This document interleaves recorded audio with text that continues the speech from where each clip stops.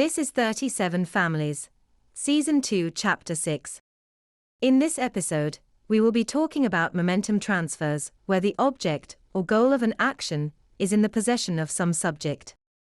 To start out, early in Season 2 we talked about how the projected intentionality, displaced by an intersection, determines the affirmational content of the intervener's narratives. In this episode, I would like to talk about how possession, or control over the goal of an objective-oriented action, results in path disruption, or displacement through negation. In the example given with respect to path displacement, you were standing in a bar and a friend intervened as you crossed the dance floor to approach a woman. In this case, the projected intentionality, displaced by the intervention, determined the affirmational content of the intervener's narratives. Now, this makes sense since the goal, or objective, is displaced by the intercession. But what if the goal is in control of the intervener? In this case, the projected intention displaced by the intervention is that which compels the meeting of expectations, manifesting as a path displacement in approaching that goal. Thus, in this scenario, the interaction manifests as the negation of the projected intention, the streamlining of your path as you approach the goal. This is to say, that there is a loss of momentum, manifesting as the negation of certain impulses, through the intersection.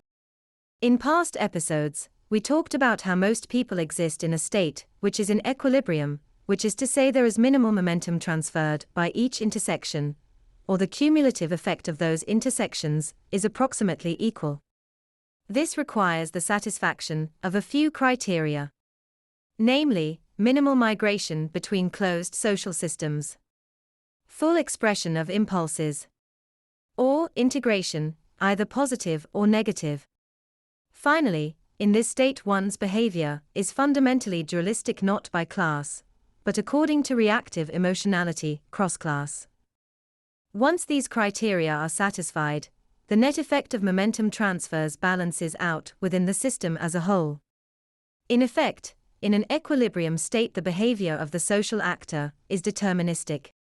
In a deterministic state, one is captured by the duality of reactive emotionality, which is to say that non-dual narratives are negated by every intersection, manifesting through intersections as negative momentum transfers.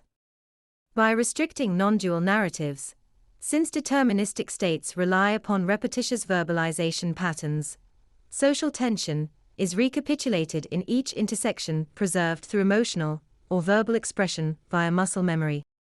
That's the end of the podcast for today.